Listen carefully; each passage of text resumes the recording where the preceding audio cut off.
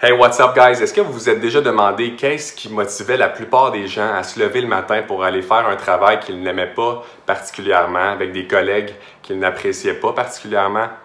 Eh bien, la réponse, c'est la peur.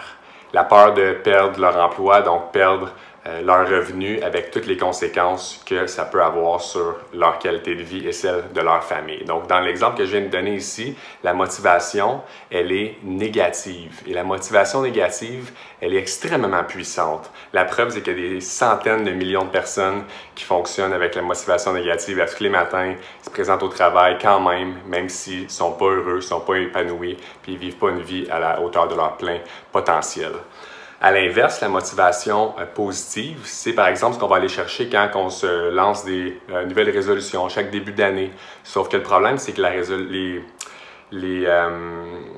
motivation positive, elle est très difficile parce que si on ne fait rien, il n'y a pas de conséquences, en fait. Donc, par exemple, si vous dites en début d'année, vous voulez aller au gym, vous n'allez pas au gym une journée, il n'y a pas de conséquences désastreuses.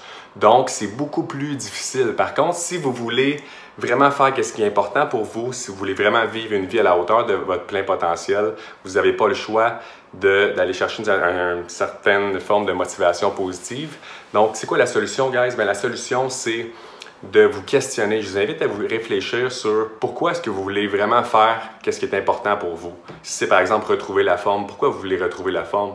C'est-tu pour passer du temps de qualité avec votre famille, pour rester plus longtemps avec les gens que vous aimez?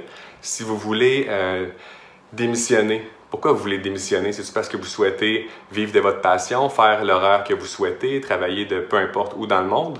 Donc, posez-vous la vraie question, OK? Donc, ça va être une réponse qui est vraie et puissante.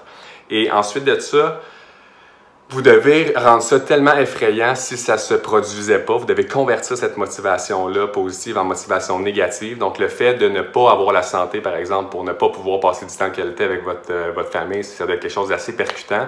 Vous devez trouver quelque chose qui est tellement choquant pour votre cerveau pour reconvertir ça en motivation négative parce que c'est tellement puissant, la motivation négative dans l'exemple que je viens de vous donner. Donc, je vous invite à vous questionner, guys. Pourquoi voulez-vous mettre en place une nouvelle habitude? Pourquoi voulez-vous mettre en place un certain changement dans votre vie?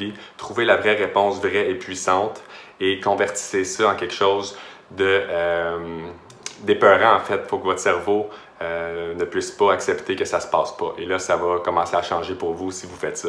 Alors, j'espère que ça vous inspire, gars. Je vous souhaite une excellente fin de journée et on se retrouve demain. Bye bye!